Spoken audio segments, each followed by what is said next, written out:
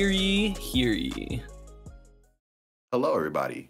Welcome to the Dukes of Gaming podcast. You already know it's your boy Thomas. It's really good to be here. It's been a busy week for me, but I am here with my fellow Dukes. Introducing first, we have the Duke of Nostalgia. How are you doing, Taylor? Doing wonderfully. You look amazing. Got a sore throat, so I might get a little hoarse by the end of it. But it'll be All okay. good. All good. Hope that gets better. And of course, we have the Duke of Education. How are you, Alfredo? I am doing great. Just, living in my anime games land, JRPGs galore. Also, you guys look fantastic. I need to step up my lighting game because I'm over here looking in the dark, and you guys just you got the LED lights, you got your backdrop set. I need to step it up. The reason I did that is actually I had a friend pop on the stream one night because when I was actually on the stream in my stream, and he went, "Oh, what a cool podcast! Just 5 weird dudes in dark basements talking about video games to each other." And I was like, "I gotta get some lights." Hey, I'm on the 6th floor. Okay, I'm not in a basement. And funny thing, I did order the LED lights, and they were supposed to come, but I was too lazy to set them up. So there's next week. Fair. That's good. All I have is a ring light for real. Like I just have a $5 ring light from Five Below. Looks like I got to make a trip there. Yeah. So we have some good stuff. It's been a kind of slow week in the video game realm, but that don't stop us. The train keeps going. The Dukes of Gaming keep going forward. We're going to talk to you a little bit about the Tokyo Game Show, talk a little bit about Quantic Dream's rumored, but I hope it's true, Star Wars game. And we're going to also talk about our thoughts on what the Super Smash final character is going to be. But first, as always, we're going to start with what we've been playing. Who wants to go first? Because I want to go last because I've been playing nothing. Pick me. Okay, I'm going to go first. I'm going to steal the limelight here. Okay, so real quick, I have been playing very Japanese games, like I said, JRPGs, but I want to speak a little bit about Final Fantasy X because I feel like I really went on a rant last week about this game, about how terrible it is, which I do stand by. But to my surprise, the game actually gets better as you go.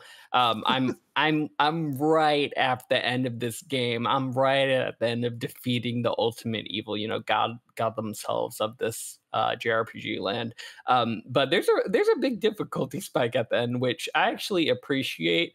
The story does get better as you go. I'm enjoying it a little bit more. It's like it has some interesting things to it. It's not just a standard, just anime, just makes no sense. It makes somewhat sense.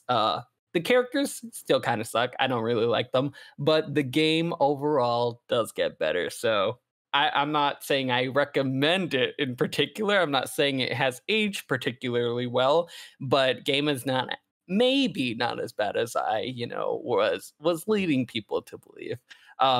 Also, will say this story definitely probably would not fly in 2021 because it is super political, which I also did not expect. It gets like real political, and to the point where I was like, don't know how well this would be received in this day and age. But it's funny that you say that because if you really think about it, Final Fantasy VII's story is also very political. I'd argue it's even more political than this story. But Final Fantasy VII is more about like corporations, like evil corporations like that. Final Fantasy X goes more in the religious aspect. Yeah. It to the point where they're basically painting it in like religion bad, basically. It's really interesting. True. That's true. It is a critique of that. I do agree. Mm-hmm. I think Final Fantasy VII is like, the funny thing is, like, as the main character, like, you are known as terrorists. Right. Ecological terrorists, but terrorists nonetheless. I feel like that might have been changed. Because I don't think in Final Fantasy VII Remake they address you as terrorists. I don't think. I think maybe I don't think it was as heavy-handed as it was back then. But I think they mentioned it once or twice. But it is funny that you mentioned that, because it in both 7 and 10, they kind of brand the, your party as you guys are the renegades, the rebels, like in Star Wars. Like, you guys are the good guys and you're rebelling for good reasons, and here they are. Yeah. But yeah, thought that was interesting. Maybe play the game. Probably don't. You don't need to. Just play Final Fantasy IX instead. But the other game that I'm actually playing is called Scarlet Nexus, which Yeah, is you are. which Yeah, you are. is, I think it came out last year, or did it come out this year? Came out It this came out this year, right? Okay, Yeah. yeah. Yeah, it's a action JRPG basically. Very similar to Kingdom Hearts. Not too similar, but similar to it. And what's interesting actually is that I feel like this game is a interactive movie instead of an actual video game, just because of how many cutscenes that there are in this game, and they're very, very well produced. I feel like I'm watching an anime show when I'm watching this game. When I'm watching this game, it's split out into different chapters, and these cutscenes are really, really, really long, but they're also really good. So I just feel like I'm watching an anime show, and participating when I need to be. Am playing on hard, and am enjoying the combat. But I would say that the combat is a little bit lacking, from what I wanted out of it. I wanted something akin to Devil May Cry, and this game is like a very watered down Kingdom Hearts combat system. Basically, there's no magic or anything like that, but magic is implemented via you being able to borrow the superpowers of your other teammates. Because what this whole game is centered around is basically anime the video game. Everyone who is mostly everyone who is born into the world that you're in has a different superpower. And there are some people who don't have superpowers, but they're like only 10% of people. It's very My Hero Academia, if anybody has seen that. But yeah, it's very super powered anime video game. You get what you expect, with a little bit better storytelling. And yeah, I'm enjoying it. I'm playing as Yuito. You can play as Kasane as well, and campaign, because they're two different campaigns, are about, I want to say, 16, 17-ish hours long. And they apparently both show very different parts of a overarching story, so you do have to play both parts. So what me and Thomas discussed was that he was already playing as Kasane. I'm playing Yuito's story, so we're gonna get together, discuss that when we're all done. Maybe invite you guys to make a little video, and then see if anybody's interested in Scarlet Nexus story discussion. But yeah, I'm enjoying this game. It's a good TV show. I agree relatively. I think I'm a little higher on it than you, but I think overall our thoughts are very similar, that it is anime, the video game, to a T. And it reminds me of an anime, it reminds me of manga, because it kind of like the conversations that take place. Like sometimes I don't even have like the audio up on the game. Like I'll be watching sports or something, and I'll be playing the game, and just like for the cutscenes, I'll just mute it and just read everything. So it's kind of like a manga too in a lot of ways. It's like a visual novel as well. It has a lot of visual elements. I think that it's going to be one of those games that I'm going to randomly just play every now and then until I beat it completely. Now, who knows when I'll start? What's his name? Yujito. Yuito. I'll start his story at some point, but yeah, it's a good game, and that's all you can really ask of it. Yep, it's a good game. I don't know who developed it. I don't even know the developer's name. I don't actually either. I know Bandai Namco published it, but I'm not sure who developed it. This game is screaming platinum. I wish. Well, I don't know. I don't know about that, because I was for platinum games. Funny you say that, because Axiom Verge. This game reminds me a lot of that game, Axiom Verge. In terms of yeah.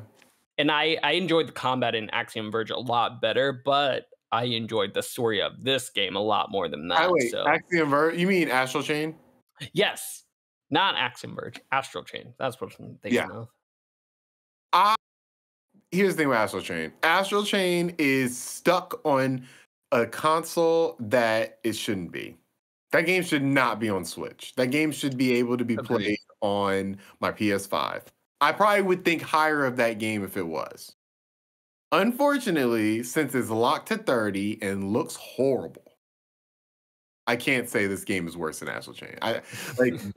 Because of that. This game looks beautiful. This is one of the most beautiful anime games I've ever seen. Yeah, it looks like a TV show, honestly, like an anime TV show to me. I think Tales of Arise looks very good too, and I'm sure it might look a little better, but this game looks pretty amazing. So from that alone, I wish Astral Chain was on like PS5, because then I probably would put it over, because it's an underrated game. Mm-hmm. Agreed. What else have you been playing? That's it, honestly. I mean, I've been playing Final Fantasy. Honestly, these two games are taking over my life, because Final Fantasy X is, I think I'm about 20-ish hours into, no, more than that, like 25, somewhere around there. And then this game, I'm about 12 or 13. And then the two other games that have just been, waiting by my PS5 to play, Immortals Phoenix Rising and Watch Dogs Legion, which I also got a part of. The Gamefly was doing a big sale. It might still be going on, so check them out. So right after I finish these games, gonna hop into those games. But yeah, JRPG is currently taking over my life. Shocker. Shocker indeed. Taylor, what have you been playing this week? I have not really. Skatebird? No. I forgot to play Skatebird. Ugh, I don't think you were missing much recording. No, you're not. It might be too late. Might have been canceled. May have been ripped off the store at this point. So your loss. But I just came from a stream. I was playing with a good friend of mine. Mental Health and Minotaurs. If you want to check them out, they're probably still streaming without me, so it won't be as good. But still, check them out, y'all. Check them out. We were playing Ace Attorney for the first time.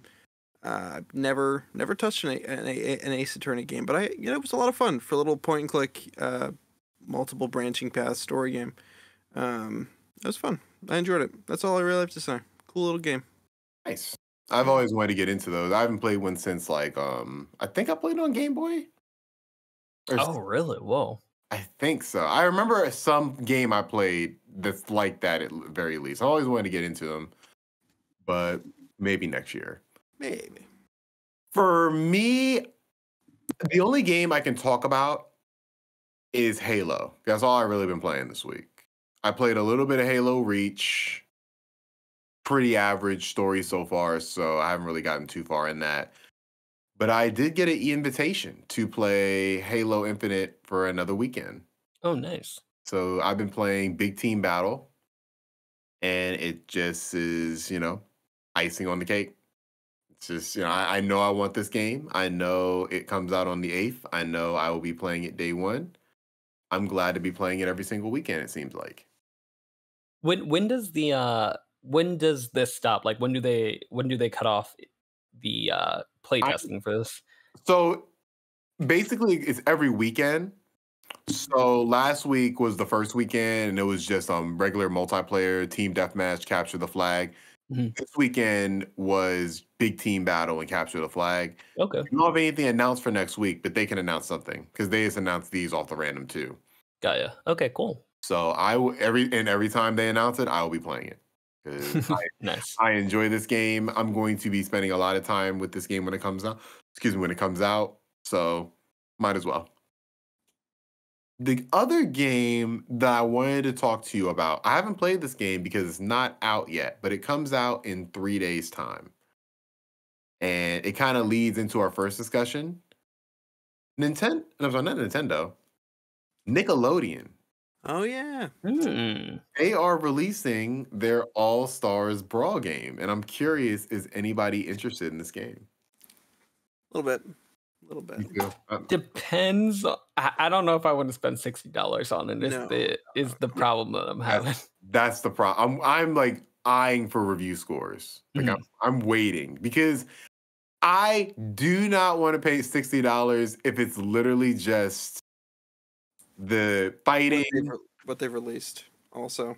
Because the thing Mhm. about Smash, say what you want about Smash, the community's toxic. We know, it's but besides that, there's a lot of content in Super Smash Brothers Ultimate. There's a lot of game modes in that game. Yeah. I am very curious as to how many game modes are in this Nickelodeon game. I mean, honestly, I'm kind of picturing this to just be a clone. So I think I Yeah. would assume that they would have every single mode that Smash does into this game, honestly. Here's the thing, you would think they would advertise that though, right? Well, what they seem to be doing a really interesting marketing push, I guess, because even now they're still announcing new characters. So They're all announced. oh, Oh, well, today I don't know when this was announced, but I saw that Toph is going to be in the game, and I only saw that today. they're I all I announced. might have missed it. It's on the Wikipedia page. I checked it out Oh, today. I saw Toph was announced today too, and I was like, oh shit. yeah. And then that's what caused me to look at the Wikipedia page. And I was like, oh, everybody's announced the same play. Okay. Maybe she was the Yeah. last character to be announced, but it seems like they have their roster set in stone. Yeah, I'm really excited for it, and especially considering that I think I could depend on this game to actually have good online capabilities as opposed to Smashes. Well, should we? I think they would. I don't think they can really do any worse than with the Switch. You know Well, what? if it's on Switch, it won't. Mhm. But yeah, if you play it on like PS4, PS5, I'd probably say it would probably be better. That makes sense. I'm gonna say I'm gonna just say the roster is too small. How many characters? This is the final roster.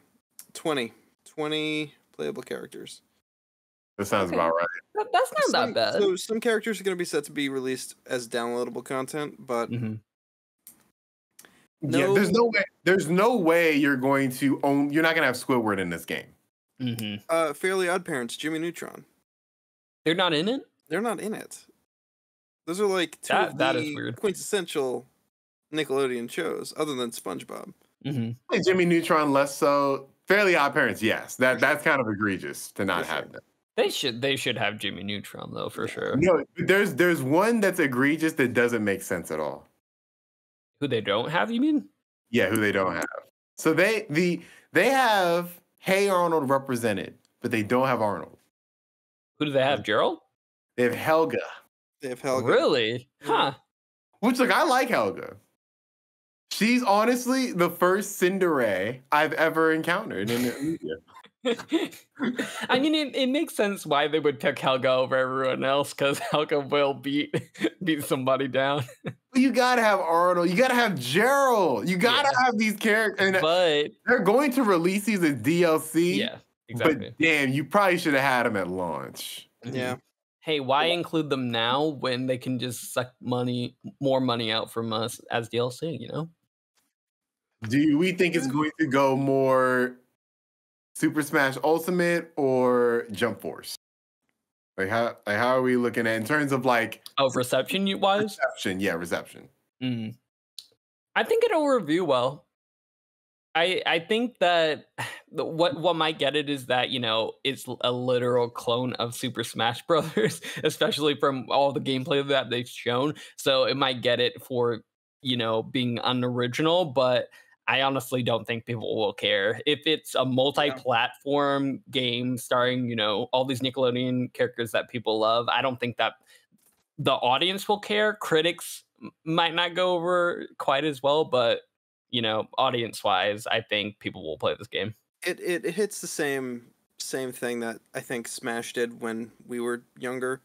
It's a great little toy box for kids. It's a great, and there is some nostalgia factor to it, but honestly, kids these days with the internet know of all these Nick characters because a lot of these shows that they pick from, like the Wild Thornberrys and Danny Phantom and Invader Zim and heck even Ren and Stimpy have like cult followings online. Like you can find those shows pretty popular still today. So I think as a play box for like Gen Z kids, this game's gonna play pretty well. It's gonna be like everyone's game. Everyone's gonna have it. It might not be everyone's favorite game, but they're gonna have it to whip out at a birthday party or something. I think that's safe to say. I want this game to be successful because it opens the door for more Smash clones. Sure. Yeah, that's true. The problem with Smash clones is I feel like not enough. Like the only one I feel like ever got great funding was PlayStation All Stars. Yeah. Yes. And for because that failed, it got everybody else kind of like weary about doing it. If this can be successful, we might be able to see a PlayStation All Stars 2. Just maybe. I agree. Or Cartoon Network All Stars. I feel like they have that.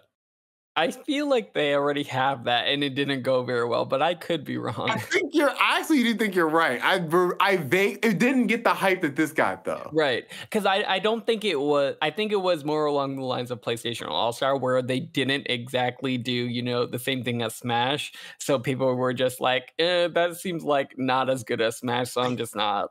I think it may have even just been a browser game. Yeah, I remember it, but I don't think it was like accessible. No. I think what would sell game, this could outsell Smash, to be honest. Nintendo, no, I keep saying Nintendo. Nickelodeon versus Cartoon Network. Oh, that would be really cool, actually. Like they have my money. I can play as the kids next door. Like SpongeBob and Sandy. Johnny Bravo, Courage the Cowardly Dog. Yeah. Like all that. Johnny Bravo versus Jimmy Neutron. Give it to me. Yeah, that'd be really cool. It's just another twist on, what is it, Marvel versus Capcom? Yeah. Just add it to the list of games. Really cool. Just add it to that list. Right. We can dream. Now let's talk about a game that we do have, that we've had for about 3 years. We are getting the final DLC character for Super Smash Bros. Ultimate. It's a monumentous occasion. We've been drip fed great characters. We've been drip fed very disappointing characters over the past 3 years. From the Sephiroths to the Steves. Banjo-Kazooies, I mean. That was amazing. There's been some great picks. Remember the death of Mario. Great image. That was a great opener. They know how to market these characters when they release them. Right. Now we're gonna get into a fight, y'all. We're gonna get into a fight because I think we each have a different pick for who's going to be number one. Now are we let me clarify. Are we trying to pick who we think is gonna be the pick, or are we saying who we most want? Let's start with who we think is gonna be it, and then we go with what would be like our dream finisher. All right. Okay. All right. So who wants to go first? I'm gonna. Let me start. Okay. So I think it is almost definitely going to be Sora. Why? I mean, I'm loving it, but why do you think it's going to be him? I have heard rumors, there are leaks that state that there are people within Square Enix that are talking about the next Smash character reveal. As in it's probably going to be a Square Enix based character. And I don't see them doing any characters from Final Fantasy. I don't see them doing a Final Fantasy character. But it would be pretty impressive if they pulled that off. I know Mickey Mouse and all that nonsense isn't going to be in the game. I know they're not putting in Goofy or Donald Duck, but we could see Sora. I think, I don't know enough about Final Fantasy, so it could very well be a Final Fantasy character. But I wouldn't know their name. So it would be very disappointing. We got a lot of them already. Exactly. We have a lot of them, but we don't we have the essential ones that everybody are the most popular. You got Cloud, you got Sephiroth. You're good. Yeah. Right. I don't think any other Final Fantasy character would get near the amount of buzz that Sora would. No. But then again, they have done like with Dragon Quest, and I'm not sure how rabid that fan base is, but like Very rabid. Hero. Are they? Okay. In Japan, remember in Japan, they literally have like a day. Oh yeah, take days off, right? Yeah, okay. Dragon Quest is different. Hero hit differently in Japan than here. Yeah. Okay, that's Fair a good. enough, fair enough. That's good. Okay, Sora. All right, I'll go next. Of who I think it probably is going to be. Yeah. Okay.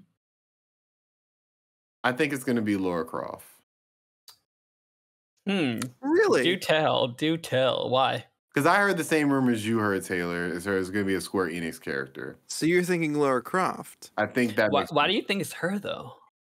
If I were to compare the legacies of who I want it to be, which we'll go into, and Sora and Lara Croft. Lara Croft means more to video games than Sora does. And I think that Nintendo would, I think that would be something that would get a lot of hype as well. Okay. Yeah, no, absolutely. They also, have a woman in the game. That's true. Yeah. But the thing is Lara Croft, I don't know, is she huge in Japan though? I feel like will be a big factor in this as well. Because Lara Croft is huge here in the US, but I don't know if she's huge in Japan. That is a fair question. I will say that Lara Croft did come first on PlayStation. And I feel like when you think of Lara Croft, even though she's had even an Xbox exclusive, she's associated with PlayStation, which is a Japanese-centric console. So I assume it's not a dead thing in Japan. I don't think her popularity is even near what it is here. But I do think that as far as like video game lineage, she's probably the one that is. Yeah, I could see that. That's fair. Yeah. So that will be who I think it's going to be. And who do you want? And I mean, we already know who you want it to be. But go ahead and state it for the record. Yeah. So I want it to be Sora, of course. Right. But who I think it's gonna be is you guys won me over from our talk last week, and I think it will be Master Chief. And because I think he hits on all sides. That'll be a hype announcement. Everyone everywhere knows Master Chief. Everyone will be excited. It's like the same level as Solid Snake. It'll be on that same level where, oh my God, Nintendo Xbox exclusive or like collaboration. Yeah. At the same time, we know that, Nintendo and Xbox are pretty buddy. Like there are some Xbox games now on Nintendo. So like Xbox isn't afraid to like, give a little bit to Nintendo just for the sake of gamers, because they're rebranding themselves as, gamers first kind of company, which everyone loves. And I mean, yeah, just for those two reasons, I think it's going to be, it's the final announcement. So I think it has to be huge. And by bringing in, this other Master Chief, this video game icon who is directly from Xbox, I think that'll be hype enough that people will be like, okay, this is like a great final character announcement. Like everyone's happy with this. Nobody will be mad. That said, I still hope it's Sora / Riku with a Riku skin. Give me a Riku skin. That's fair. So I'm looking at the fighter passes. And you know what they don't have a lot of? Is a gunner. They got a lot of like melee and a lot of special fighters. Well, that's because I feel like guns don't work well with the aesthetic, because when I'm thinking about Lara Croft, like I'm just thinking about just lead being sprayed, and I just can't see that in Smash because all of the guns I feel like that are actually in Ultimate right now are more like laser based. Like Samsung stuff is Samsung. So Master Chief. What is her name? Samus. I said Samsung. Samus's guns are like photon lasers. I think Solid Snake has like a rocket launcher, so it's not like a gun. But he's the worst in the whole game. He's what? He's the worst in the whole game. I hate Solid Snake. Oh, I feel like he's good. They've made his ass a little small, but the only dimension that matters, Right. The Z for the hitboxes, obviously. Oh yeah. still there. The hitbox is still there. Mhm. Massive. I guess who I want it to be. We're gonna move on there. And this would be not only, you know what, I'm gonna say this is my gamble. This is my gamble. Because I think it could, I actually 100%, hand on my heart, hand to God, 100% think that this could be the final one. And I'm gonna say it, and you're gonna laugh. Goku. Thinking that. No, it's not Goku. I was thinking it. It can be him. I would die of joy. I'm not disputing the fact that I don't want him. Like, that would be a hype announcement. I just don't think that'll happen. They would destroy every server on the planet Earth if they put Goku in Smash. That announcement trailer would be crazy. Yeah, it really would. It would destroy the world. I just feel like because they really tried to stay away, or successfully have tried to stay away from any sort of like anyone from TV. I feel like that opens like a whole can of worms. But Goku's been in like 50 games though. He is, but it's always been like only Dragon Ball Z. Like that's the property we're sticking. Well, Jump Force, but that's like an anime thing. But like they haven't done any anime characters. This is Sakurai's goodbye. Sakurai is not coming back. Just say fuck the rules. Just say yeah. He's done with this franchise. Might come back under someone else's tutelage, but he is done. So if he left, I could see him just saying, you know what? You've all wanted it. We figured it out. Here you go. Here's Goku. If that idea is a spirit bomb, I lend my energy to that idea. Everyone at home, wake up your mom. Go get your mom. Wake her up. Tell her to come in. Pray for Goku. Put your hands up. Give your energy to this idea. Yes, come on. Please do. This would be so perfect. Whatever I was gonna say gets dwarfed by whatever you said. Goku, man. Like Goku. Hey, I would take Sora over. Okay, maybe not Sora. I would take Riku over Goku any day in Smash. Just saying. We know it's not gonna be Riku. It's not gonna be Riku, but I could still get a skin. I'm not getting a skin either. It's Sora or nothing, basically. Honestly, you might get a Mickey Mouse skin. I don't want a Mickey Mouse skin. I don't think so. I think Disney and Nintendo are two separate entities. Yeah, Disney won't allow it. Which begs the question: why doesn't Disney just do a Super Smash clone? Probably because they don't want to see people getting just their characters just getting beat. Like, and they're like, this will be a PR nightmare. Can you imagine the memes of just them just getting knocked out? Like Mickey just slapping Belle, you know? Yeah, exactly. Okay, that wouldn't play well, yeah. Yeah, we're okay with Mario punching Peach straight in the face. We're okay with that's fine. That's fine. We're used to it. But let Belle get hit by Mickey and everybody loses their minds. It's crazy. Yeah, because it's Mickey. Like, you can't, like, we're already like trying to suspend our belief, like letting us believe that, you know, Mickey Mouse is over here slashing things with a keyblade. Like, but like to actually punch Belle in the face, that's a step too far. No one wants to see Stitch from Lilo and Stitch eat the frog from Princess and the Frog. Mm-hmm. So I mean, I would, but okay, you know. There's a market for that. It's me. Oh, I can see it. I just keep imagining the Belle punch in the face. No, it reminds me. Off topic, but have y'all ever seen South Park? Yeah. Do you remember the Mickey Mouse episode where it's like the Jonas Brothers? I haven't gotten that far yet. I'm only in like season 10. It's like they show Mickey Mouse like he's just a dick. I could see it. He is. Yeah, he kind of is. He's an evil entity. Whatever he'll say is, "Oh, you suck." Oh. It's my favorite portrayal of Mickey Mouse ever. Better than any portrayal in Kingdom Hearts. I mean, Mickey isn't that good in Kingdom Hearts, honestly. He probably is the worst character. Yeah. Yeah. That's fair to say. Yeah, worse than Donald.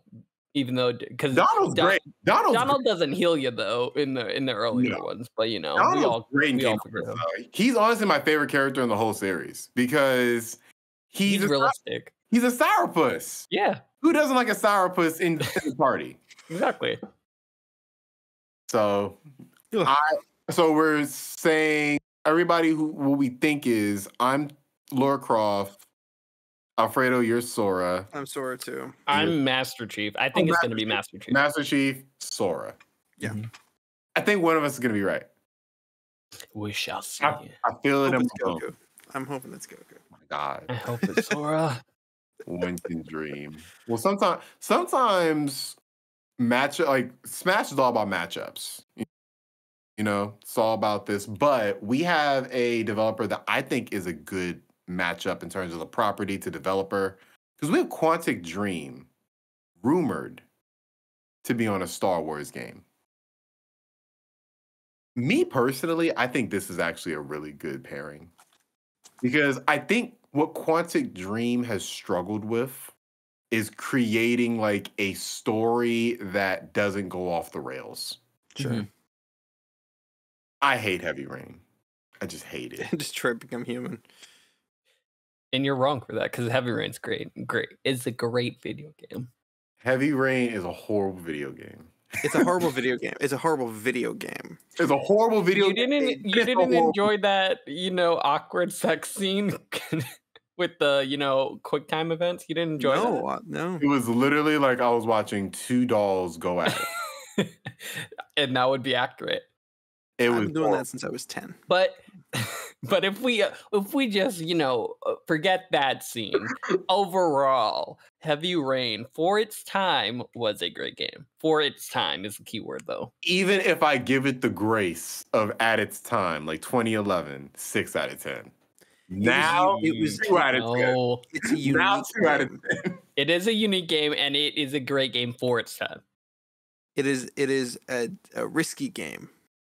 Mm-hmm. It doesn't always mean good. In this case, it does, though. A lot of risky movies fall flat. They take risks, but I don't know.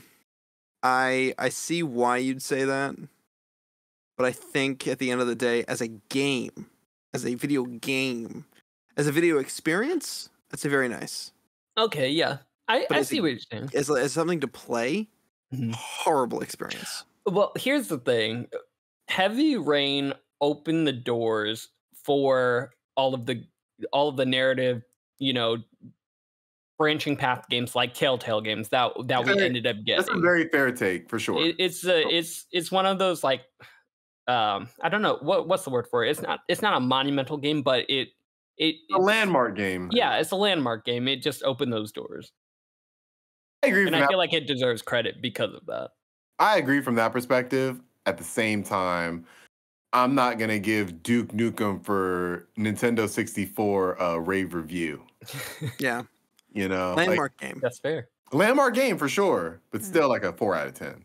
Yeah, So I feel you though. That's really that's a good point.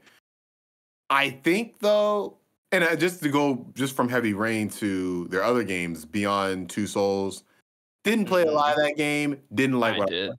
It was not good. And then Detroit Become Human, I dropped. Thought it looked nice. I thought the story was fine. I bet the entire time I'm thinking I've consumed better sci-fi. Yeah. I really enjoyed Detroit Becoming Human. I really enjoyed that game, but I also for those games in particular, I feel like they're very similar to the Supermassive games. Not Until Dawn, because Until Dawn was much better, but the kind of games that they're doing now with the Dark Pictures anthology, where it's these cheesy B-tier-ish movie, kind of like B-tier horror movies. It's like that same genre where you kind of know what you're getting. Like it's not going to be the greatest story. It's not going to be the greatest experience.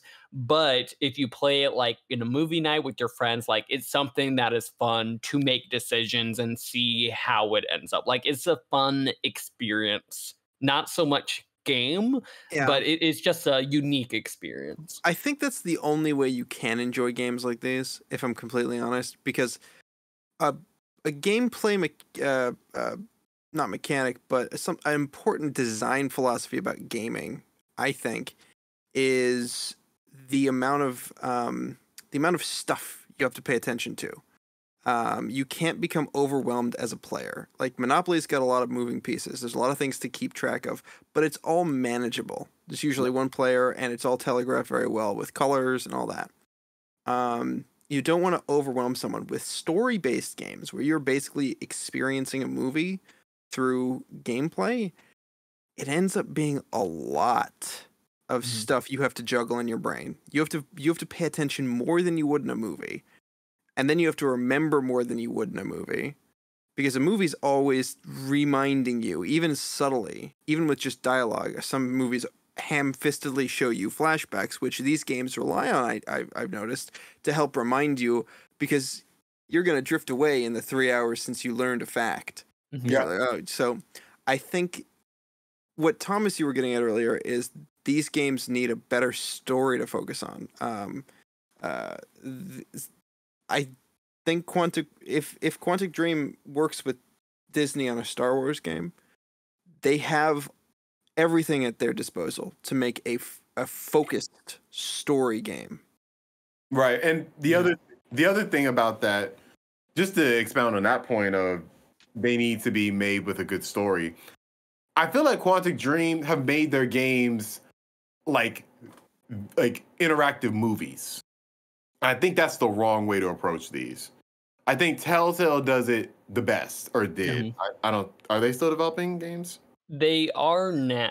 Basically, what happened with Telltale was they closed down, but then another company basically reopened it and rebranded it as New Telltale. So they are currently working on projects that were originally dropped. But yeah, Telltale is still a thing.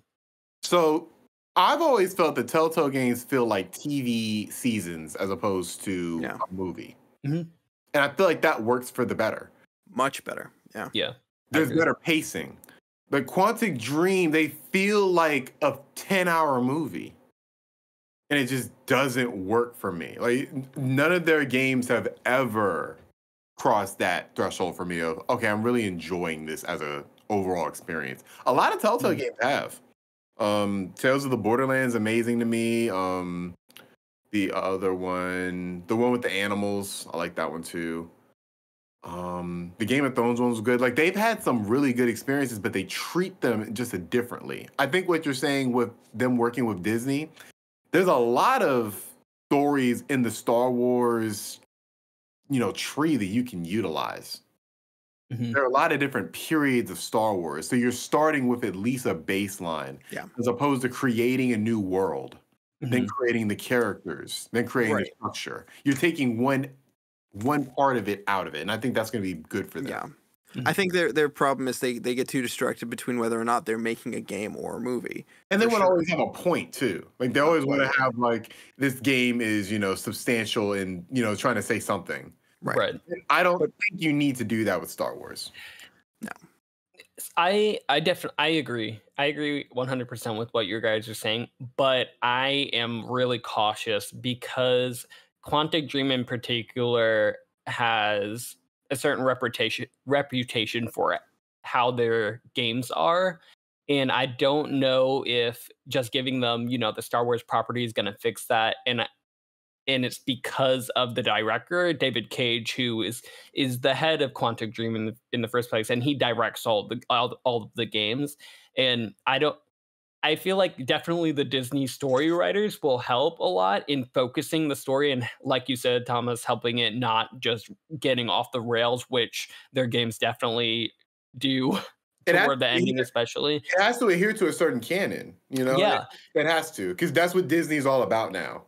I agree, but I think I'm just cautious about. I hope that Disney is going to be able to reel in the director, because I feel like a lot of the choices that the actual gameplay and the branching story paths and stuff, I feel like that comes directly from him, and he doesn't exactly do the greatest job when it comes to just pulling everything together. So I'm cautious. I always enjoy their games, but I know that it's not going to be the best experience. And I still think because it's always going to be David Cage at the helm with as the director, I think we're still going to get that, but just with a Star Wars skin. It might be a little bit better story, and hopefully it is, but I don't think we should expect, the bee's knees. Yeah. Yeah. I don't think we should expect, a Rogue One out of this, I think that's a fair. It's definitely temper expectations. It's not going to be a game of the year of whenever it comes out. Yeah. But I do think it can be an enjoyable experience. Hell, I think this could work better as an episodic thing. Yeah, I agree. Yeah. Especially with the way that Telltale and, Life is Strange with Square Enix's property, like all the episodic format works really well with these types of games. But I also feel like they're different because you did say, one is a TV show season and these games are more movie experiences. But Until Dawn did it like and that felt like a movie and it was well done. So I feel like it can be done. Though, Until Dawn didn't take itself too seriously. Mm-hmm. It didn't take itself like it's like this trailblazing thing. Mm-hmm. It was Scream. Yeah. And I think that kind of benefited it where it's like, okay, this is going on a little long, but I never felt like it was going long. Yeah. Quantic Dream loves to, we're going to get dark and gritty and we're going to send this message and make these hard choices. Yeah. They're making these games like they're trying to win an Oscar. It's like, yeah, very true. You don't need to do all this. You wouldn't win an Oscar if this was just a movie, let alone it being a game. Mm-hmm. So, yeah, I think that having somebody to account for, these decisions as opposed to just David Cage, I think that's nothing but a benefit. Yeah. Agreed. So, yeah. Just one last question. Everybody here kind of likes Star Wars, right? Yeah. Kinda. Yeah, I like Star Wars. I'm not a super fan, but I like it. If you can pick one developer to make a Star Wars game, who are you picking? Bethesda. That would be a great pick. I was gonna say Naughty Dog. Yeah, I'll say Naughty Dog. It's a good pick. Okay. And I would actually pick Nintendo. Really? Why? Why Nintendo? Because, and this is the most unrealistic, because Nintendo would never do it. But Nintendo's like, we're above Star Wars. When is Nintendo's main studios ever let us down? I mean, give it to the Zelda team. I feel like if you give it to the Zelda team, they give you an open world Star Wars game in the vein of like a Breath of the Wild. Their teams are already stretched so thin. Mm-hmm. They are. Well, you could give it to the what's his name? What game's Falcon from again? F-Zero? He gives the F-Zero team. Pod racing? Oh my god. Oh my god. That sounds amazing. They've been diddling their thumbs for a while, so I was like, don't they have that with I guess it's not the same with Squadron, the newest Star Wars game. That's more like a space shooter. Yeah, space fighting, all that. That's more like Star Fox. Mm-hmm. So yeah, so I think that Star Wars lends itself. I want to see more developers tackle Star Wars stories. I think that's the best way for Star Wars going forward. Sure. They could pull that off with Marvel getting into all of these different developers' hands now. So I could see it with Star Wars. That's true. I would love it. And we already Jedi Fallen Order was honestly my game of the year for that year. Very good game. And we're getting the remake of Old Republic, Star Wars Old Republic. Knights of the Old Republic. Yeah, so I think anything's possible. We're already getting great Star Wars games from pretty good developers. Hopefully that continues going forward.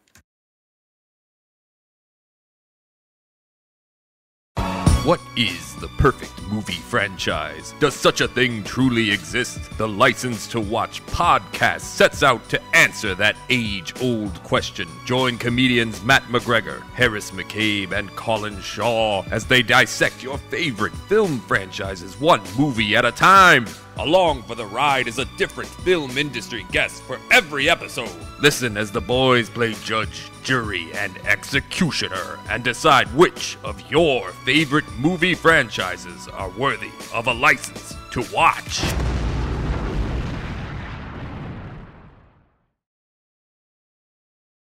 So, I don't have a segue, but we're going to get right into the Tokyo Game Show.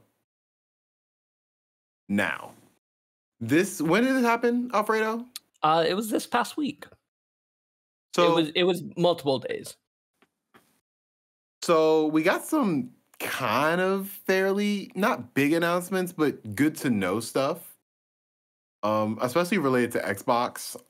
One thing that we found out is that cloud gaming is going to come to Japan now. It's been available here for about, I think, like 4 or 5 months. Actually, even longer than that. It's been on Android at least for a while. Yeah, and it's been in beta for a little bit too, which a lot of open beta. So yeah, they announced that it's launching in Japan. I don't know if it's launching soon, but it's launching in Japan. So be on the lookout for that. What were some of the things that caught your eye? I know, Alfredo, this was something you wanted to present. Yeah. So as far as Tokyo Game Show, first it was all over the span of a couple of different days, but the first people who actually had a presentation was Xbox, and it wasn't anything on the level of like E3. It was Xbox took more of an approach of, hey, this is just what we have for gamers to look forward to in the next coming months and today. And then they like dropped a bunch of very high profile video games, like that specific day. So some of the games that came to Game Pass were things like Scarlet Nexus, which is the game I talked about I'm playing now, and is why I was so pissed because I just spent $30 on the game. But good for everyone else. Did you get it on PC or PlayStation 5? I got it on PS5. Hey, so you get the DualSense, Exactly. Yeah, I get something.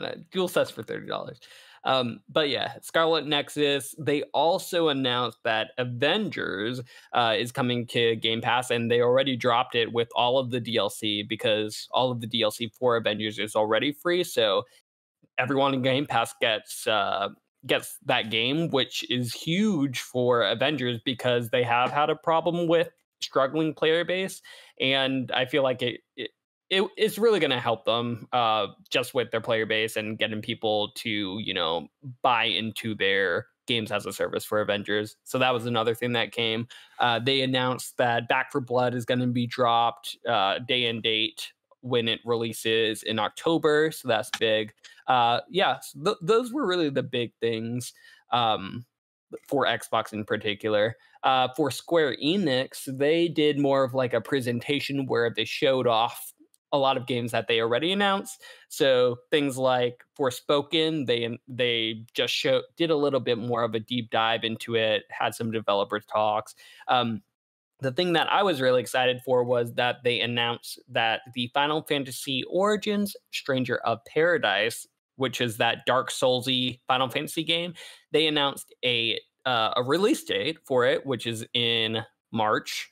And they also announced a second demo, which dropped already as well. And it includes multiplayer as well as like a whole bunch of other job classes that you could play. And like I said, when the game first came out, it's very, very good. Like surprisingly good to the point where I was like, wow, I am definitely buying this game like day and date when it comes out.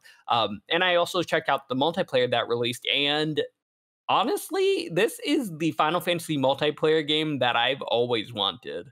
It's you and 3 party members, and all 3 of your party members, or 2 extra party members, and all of you guys are just, you can take different jobs. You can have a mage, you can have a healer, you can have whatever you want in regular Final Fantasy.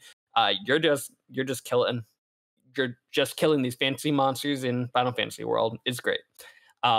But yeah, those were like the big announcements. They didn't have like anything like jaw dropping. They did announce a couple of different games that released. Like they announced this new RPG called Dungeons Encounters for Switch, which is releasing in like 2 weeks. So definitely check that out if you get the chance. But those were the big highlights that I was excited for. But yeah, I thought the biggest thing for sure was the Avengers on Game Pass release. But yeah, what do you guys think about that in particular? I got nothing. I got nothing about this. What, you don't care about Avengers? The I best mean, game not many ever. people do. Hey, Nah. the game is actually better than I think a lot of people give it credit. I think the problem is that a lot of people just have heard, through the grapevine that, oh, Avengers by Crystal Dynamics is not that good of a game. And they're having a really big issue where people aren't willing to give it the benefit of a doubt or just try it. And I feel like just having it on Game Pass, people are definitely going to just try this game, and a lot of people will like it because it's not a terrible game. It's pretty good, and they're doing like free DLC with they just released the War for Wakanda expansion, which is free as well. They're constantly releasing new characters, maybe not constantly, but enough to get you interested. Spider-Man's coming. Like there's a lot to look forward to, and it's not a bad game. But I think that a lot of people will come out of this being fans of the game, and might not be so lukewarm on it anymore. So, Clams, your job is to get Game Pass and play the game. Okay. I'll play And it. beat it. And beat it. Max The main out your character. yeah, you have to beat all of the expansions. You have to write a walkthrough for the Oh game. my god. I can do that. I'll have it done by tomorrow. You got it. Perfect. But yeah, that's Tokyo Game Show in a nutshell. I want to take this in a different direction. Because it seems to me that Xbox is half-assingly trying to form a Japanese market. Yeah. It just seems like when I look at this, I'm just like, if I were a Japanese gamer, what are you doing for me? Well, they've got that Hatsune Miku-esque logo character Xbox girl from 2020, and now like a mech. Oh, so yeah, like, they do. You're right. Right. Yeah, it's really lazy. Whenever I see a headline for Xbox, it's like, we want to get bigger in Asian markets. But when I see what they're actually doing, I'm like, it doesn't seem like you all want to be in the Asian markets that bad. It doesn't seem like it's me. Am I wrong? It doesn't, like, this doesn't speak to me at all. So I know this cannot be speaking to them. I mean, yeah, I do think that, because in their Tokyo Game Show conference, they specifically said exactly what you're talking about, Thomas, where they were like, they literally said, we're working with Japanese developers to get more Japanese games on Xbox. And that seems to just be, that's all they're really saying. They're not actually showing us, what games are actually coming. But I think that the fact that they did get a huge Japanese game on Game Pass, which is Scarlet Nexus, I think that does speak more than, what they have done so far. I like Scarlet Nexus. It's in my top 10 games of the year. I can't call that a big get. I think it's a big get. I can't call it. I would, because think about what a big get would be. Final Fantasy VII Remake coming to Game Pass. That's a big get. Mm-hmm. I can't say that Scarlet Nexus is a big get if I think of it from those terms. Like it's a fine get. It doesn't hurt. It doesn't hurt. My question though is I don't think, is Final Fantasy VII Remake on Xbox yet? No, right? Because of the exclusive, right? So everybody rumored that it was a year exclusive for. I know, because they know, they have definitely said it's not an exclusive for PlayStation 4 or 5. Okay. But I don't know what deal they signed. I don't know, but it's not on Xbox yet. Yeah, I feel like they couldn't make that big move because of the deal they made with PlayStation. So obviously Scarlet Nexus is nowhere as big, but a very anime game that honestly would never be associated with Xbox in the first place. And them making this move is just like bringing them one step closer toward just having, that ideology that, hey, Xbox, we have Japanese games too, not just PlayStation.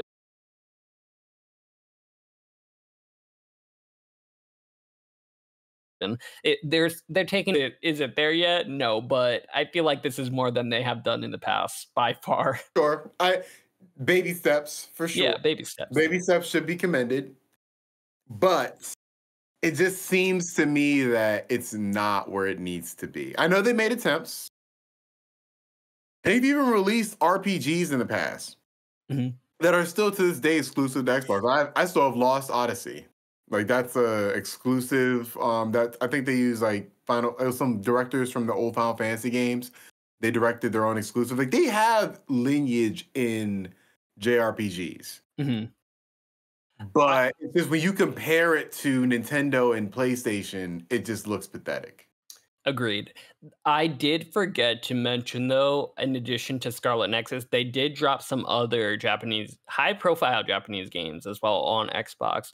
So another game that they dropped is a game called Astria Ascending, which is a very new game. It's a classic turn-based RPG, and I believe it's gotten very good reviews, and it looks gorgeous. So that dropped, and it didn't really come out that long ago. So that's a really good get as well. And then another more obscure pick, very Japanese, that they got is something called AI the Somnium Files, which originally came out, I want to say last year. It's a visual novel, very anime visual novel that came out exclusively for Nintendo.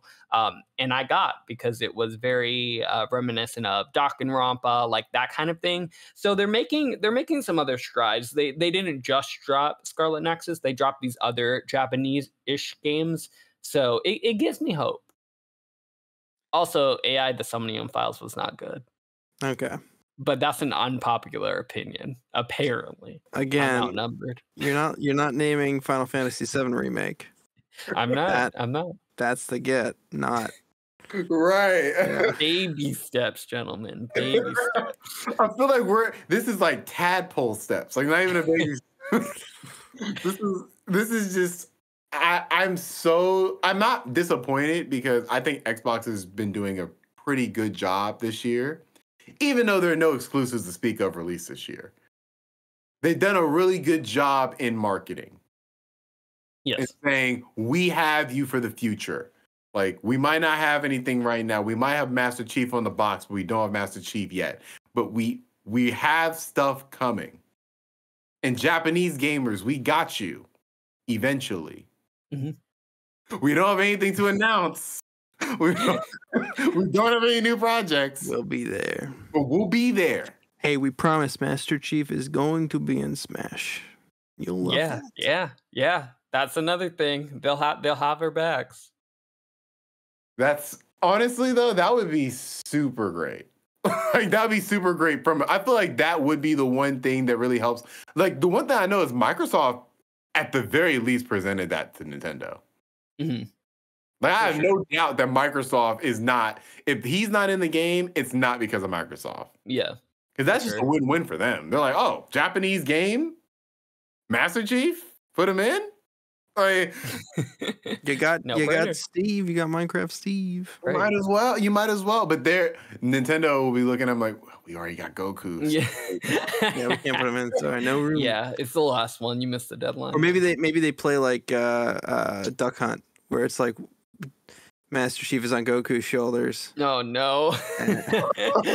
Oh my God, that'd be crazy. I would petition. What if they said if you want a character, you have to get rid of another one? Easy. That's easy. There's how many characters? We can think of one. We can get rid of Dr. characters. Mario. Yeah. We got regular Mario. Oh yeah, I forgot. He's an old character, isn't he? Yeah. We don't need him.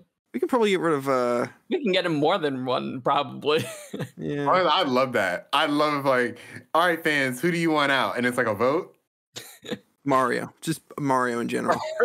Tired of him. Tired of that fuck. Okay, well, I'm scared because I know a lot of people don't like Ness, who is my main. Oh, no, No one's Okay, taking Nessa that. safe. No, you Okay, can't as long as he's safe, we're good. There's certain characters you cannot take away.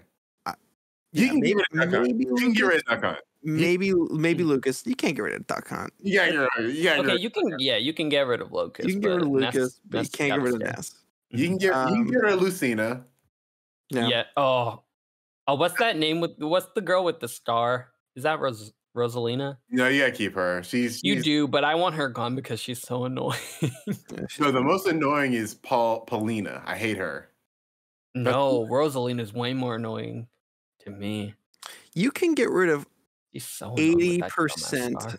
of the Fire Emblem cast. Yeah, you could. You really could. I hard disagree. I love the Fire Emblem characters. Okay, but you don't need them the only all, one. though. Nah, you need more than 80. I need more than 20%. You gotta keep Roy. You gotta keep Marth. Ike. You gotta keep Marth. You gotta keep the new one. Yeah, whatever his name is. One with the lightning, the 11 sword. Yeah, so you keep those 4, and then who else? Right, you can get rid of Piranha Plant. No, yeah, you could. You can't get rid of DLC. You can't get rid of DLC. Yeah, because I'll say you got to get rid of the arms characters. You got to get rid of. No, you can't get rid of the arms. They're in there. Yeah. I forgot all about them. Get rid of the Xenoblade Chronicle girls. You got to get rid of them. You can't get rid of. Well, you definitely can't get rid of Min Min. I don't even know how they got approved for the game because they have cleavage. I don't know how they got approved for the game. Oh, who is the big-breasted lady who is not allowed in Which Smash? one? I feel like there's a bunch of them already. I think it was a Mortal Kombat character. Huh? Really? The one with the arms? No. Maybe it was what? The one with the arms? That's like all of them. That's a lot of characters. Right. No, the one with the multiple arms. Like they have more than 2. Yeah. Multiple, but yeah. Maybe? We got so off topic. Yeah, we can go into a rabbit hole with that, but let us know in the comments if there's any Super Smash characters you would get rid of to add your favorites. Let us know. Or, if you just hate a couple and want them out, that's fine too. It was Mei Shiranui from She's in Mortal Kombat? No, it wasn't Mortal Kombat. It was that babe. They're not that. I feel like that's not that bad. Yeah, I've seen. Literally, yeah. Sakurai literally said, "This character and her boobies," quote, Sakurai, "are not for good little boys and girls." When did he say this? He said this like 2019. How did the Xenoblade girls get in the game then? Because I feel like their cleavage is just as big. Hey, a lot's changed in 2 years. We're more progressive. That's what happened. Yeah, she's from the SNK franchise. Okay. And so yeah, people are like, yeah, could she get in? And he literally went, no. Here's a very funny meme. He's discriminating against cup size. This is bad. Let me in. Yeah. So he just said it's not for good little boys and girls. Makes sense. I don't think Lara Croft's getting in because of that. Hey, Lara Croft is very modest now. She wears turtlenecks. It's true. And in the movie, she's very modest. So it's true. I feel like they haven't made her like that since she had the pointy boobs. Yeah. It's weird. It's weird that in the movies they turned her into a man and called her Indy. That was weird. Weird choice. Great movies. Great movies. Classics. Oh, Taylor, take us home, man. Okay. We have a podcast within a podcast. Reminisce. Taylor, take it away. I've been thinking about it, and this is actually something I was talking about on my other little Twitch stream earlier. Not in detail, but I could go further into it. So, this is my story, and the more you know, this is my story about how I had my sexual awakening. Wow. Was not prepared for this. I know, no one was prepared for this. So I'm not a religious man. I've never been a religious man. My parents never took me to church. I was baptized, but that was only because my grandparents wanted me to not go to hell. But we never went to church. We weren't a church-fearing family. But then I moved to a very religious part of Pennsylvania, and all of my friends were religious, and all my friends played video games, and I liked video games a lot. So in order to play video games, I sometimes had to appease them religiously. I learned very quickly that you couldn't say "God damn it" in everyone's household. Buddy of mine who I played mostly with Nintendo stuff. I think I have most of my Nintendo games because I could play them with him. His family was very religious, but we'd play Smash, we would play Pokemon, we would play everything together. And he went to church and he invited me to sleep over at his church.